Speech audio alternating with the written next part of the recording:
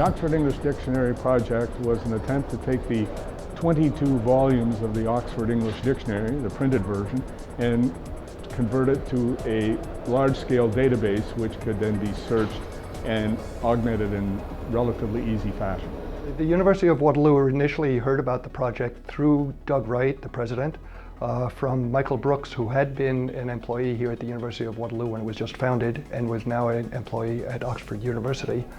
Doug Wright, God bless him, got on the next airplane, went to Oxford, talked to them, convinced them to listen to the University of Waterloo. The project was initiated in 1983 and it was completed in 1989. A number of us started working on the project, and very early on in the project, Frank Tompa and Gaston Gonnet became the directors of the project and took it to the great heights that it achieved. Of course, two of its biggest contributions are the world's first search engine, and the second one, of course, is what we call tagging languages, which are now usually known in the trade as XML. Waterloo did not invent tagging, but they did take it a significant step further.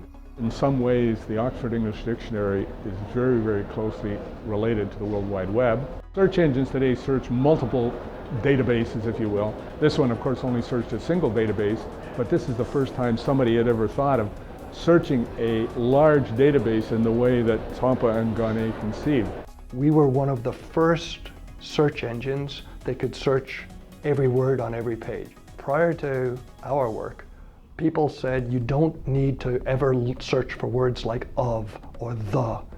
We asked the question, how do you search in the OED for the Shakespearean quotation, to be or not to be? That is the question. The software that we created for the new OED project was actually software that could be used for any kind of text, as long as the text was marked up and structured. And it turns out that many different kinds of text can be structured that way.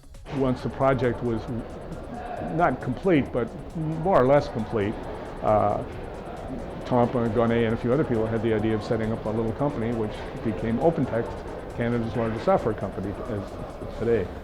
OpenText took the technology developed at the University of Waterloo and then adapted it, first for other universities with other dictionaries, and then we generalized it so that we could search on any documents, and then we generalized it again so that we could search on any HTML web page. And so everything really began with the search engine that was built for the Oxford English Dictionary.